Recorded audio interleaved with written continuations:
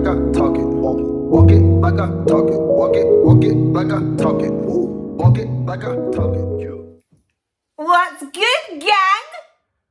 I've missed you, gang. I've missed you so much. Thank you for being back here with me on Jade Hope TV. Had a couple of complications over the past few weeks, maybe 3 weeks. And so, yeah, I was out of action. But I'm back in full effect now. You know what I'm saying? Gang? So, I got some double videos for you guys because I know I've been out. So I'm going to be pushing out this content as hard as I can. Gang, I've really missed you. Sorry, I'm excited. Okay, so today's video is about Elijah. We're going to be answering the question, was Elijah depressed? So it's Elijah versus Jezebel, and was Elijah depressed? I'm going to hit you with part 1 today. It's going to be a 2-part video, and I'm not going to make you wait a week, gang. I'm going to give you part 2 tomorrow. Yes, tomorrow. So, gang, you know what time it is. Let's get into it.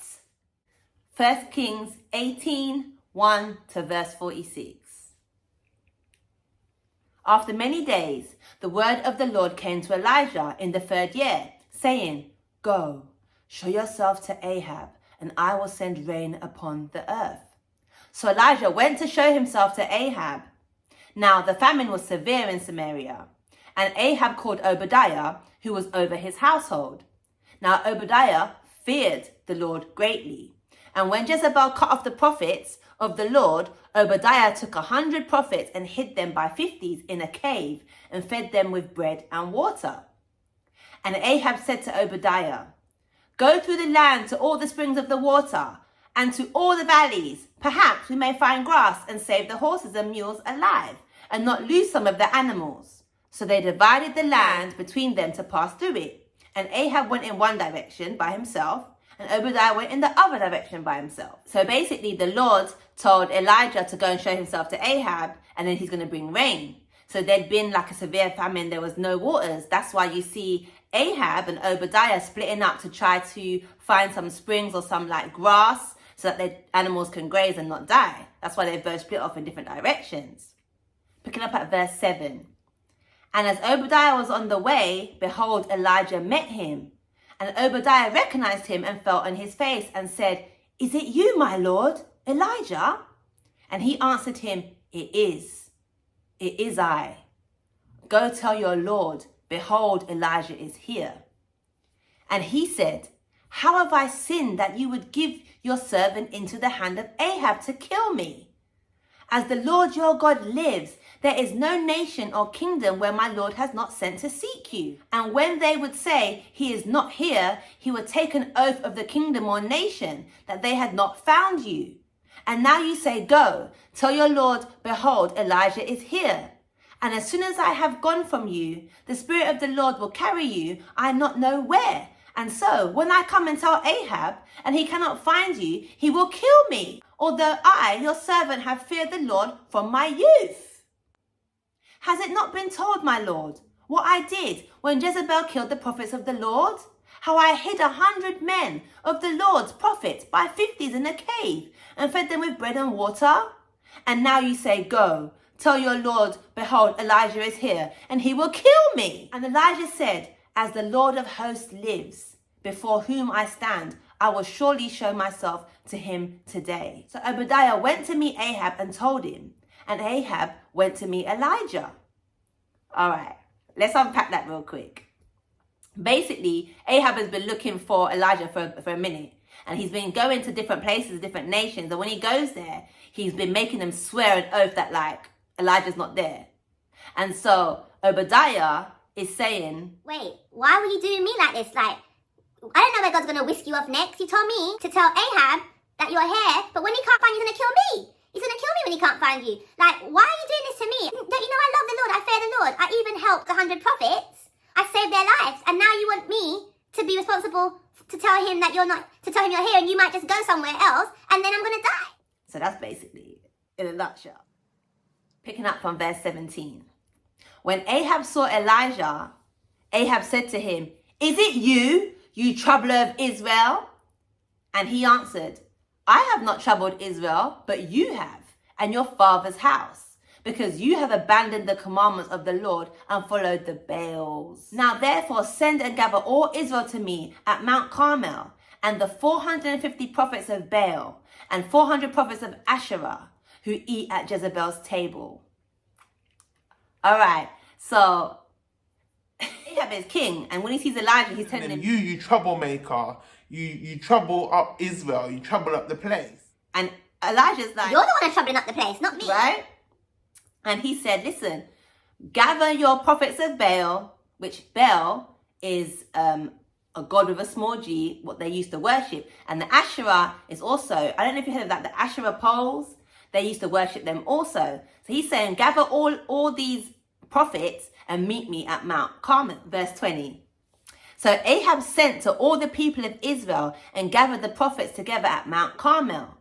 And Elijah came near to all the people and said, how long will you go limping between two different opinions? If the Lord is God, follow him. But if Baal, then follow him. And the people did not answer him a word. Then Elijah said to the people, I, even I, only am left as a prophet of the Lord, but Baal's prophets are 450 men. Let 2 bulls be given to us, and let them choose 1 bull for themselves, and cut it in pieces, and lay it on the wood, but put no fire to it. And I will prepare the other bull, and lay it on the wood, and put no fire to it. And you call upon the name of your God, and I will call upon the name of the Lord. And the God who answers by fire, he is God. And all the people answered, it is well spoken. Okay. So basically, Elijah's there with all of the prophets of Baal and a couple of people as well from the city that Ahab's gathered, right? They're all at Mount Carmel. And he's basically saying, like, decide what you lot are doing. Like, you're flip-flopping. Like, do you worship the Lord thy God, or are you worshiping Baal? Like, which one is it going to be? Let's settle this today. Let's basically do a sacrifice and see what happens. I'm going to have a bull, you're going to have a bull, and we're going to call upon our God, our gods. You call on your God, I call on my God, and whoever lights the bull with fire and receives the sacrifice, then let that be God, let that be the Lord. Verse 25. Then Elijah said to the prophets of Baal, choose for yourselves 1 bull and prepare it first, for you are many, and call upon the name of your God, but put no fire to it. And they took the bull that was given them, and they prepared it and called upon the name of Baal from morning until noon, saying, O Baal, answer us. But there was no voice, no one answered, and they limped around the altar that they had made. And at noon, Elijah mocked them, saying, cry aloud, for he is a god. Either he is musing, or he is relieving himself, or he is on a journey, or perhaps he is asleep and must be awakened. Wait. We have to drop a pin there. Because, we have to drop a pin there because Elijah, like, this gives us a little glimpse into his personality. You know what I'm saying? Like, Elijah is sarcastic. I can be known to be a bit sarcastic. So I love this part of Elijah. Like, he's basically mocking them. You know what I'm saying? Like, Maybe your God is sleeping. Maybe your God's on the toilet. Who knows? that's what he's basically saying to them. Cry louder. Come on. You know what I'm saying? And I love it. It's like all of these glimpses into people's personality shows us like that they were human, and also shows us that God has a sense of humor. Because I'm sure God was laughing when he heard that. Like, yeah. It's so funny. I don't know. Do you guys find it funny, or is it just me? Like, you guys know my sense of humor is a bit. But that made me laugh, like that part there. So picking up at verse 28. And they cried aloud and cut themselves after their custom with swords and lances until the blood gushed out upon them. And as midday passed, they raved on until the time of the offering of the oblation. But there was no voice, no one answered, no one paid attention. So basically, they were cutting themselves because they were trying to give like a blood sacrifice to make their god Baal appear with the fire. And so they was even cutting themselves, screaming, doing all types of things, but no one was showing up, nothing was happening, because their God is not I am, you know. 30. Then Elijah said to all the people, "Come near to me." And all the people came near to him, and he repaired the altar of the Lord that had been thrown down.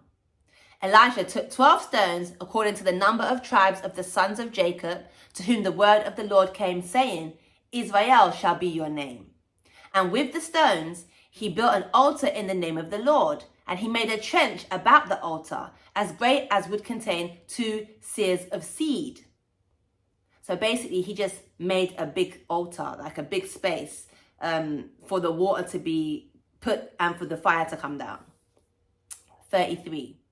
And he put the wood in order and cut the bull in pieces and laid it on the wood. And he said, "Fill 4 jars with water and pour it on the burnt offering and on the wood." And he said, "Do it a second time." And they did it a second time. And he said, "Do it a third time." And they did it a third time. And the water ran down the altar and filled the trench also with water. And at the time of the offering of the oblation, Elijah the prophet came near and said, "O Lord, God of Abraham, Isaac, and Israel, let it be known this day that you are God in Israel, and that I am your servant, and that I have done all these things at your word. Answer me, O Lord, answer me, that this people may know that you, O Lord, are God, and that you have turned their hearts back." Then the fire of the Lord fell and consumed the burnt offering and the wood and the stones and the dust, and licked up the water that was in the trench. And when all the people saw it, they fell on their faces and said, "The Lord, he is God! The Lord, he is God!" And Elijah said to them, "Seize the prophets of Baal, let not one of them escape." And they seized them, and Elijah brought them down to the brook Kishon and slaughtered them there. All right, let's unpack this, guys. Basically, God showed himself to them. Fire came down, and Elijah's prayer was answered, so much so that everyone saw what happened and all proclaimed that the Lord, he is God. Then they took the prophets of Baal, because obviously that they're practicing witchcraft, and they basically killed them. They slaughtered them, because that's what they would do back then. That's what basically the Bible said to do, to kill witches and to kill warlocks, right?